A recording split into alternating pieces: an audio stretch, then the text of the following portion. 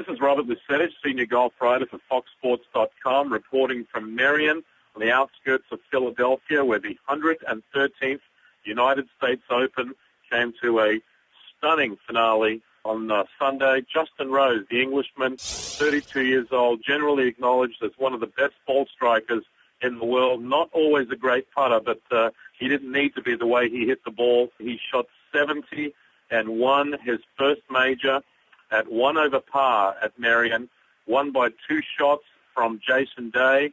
And the heartbreak story again, Phil Mickelson. Mickelson finishes with a 74. It's the tournament that he most wants to win, the one he most covets. It was his birthday on Sunday. It was Father's Day. All the signs were pointing to Mickelson, but unfortunately on the front 9, 2 double bogeys, only 1 birdie. He hit a lot of very good putts. On another day, they may have all gone in, and he would have won this in a canter, but they all somehow slid by the edge. The 13th and the 15th. The 13th, the easiest hole in the course, 121-yard par 3, and Mickelson hits a pitching wedge, took a little too much club, hit it over the back of the green, made bogey on a hole where Rose made birdie. And then the 15th, the hard work at the 15th is driving the ball.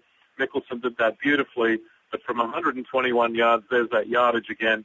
He managed to spin his shot off to the front of the green. Even though he's on the green, he couldn't putt at the pin.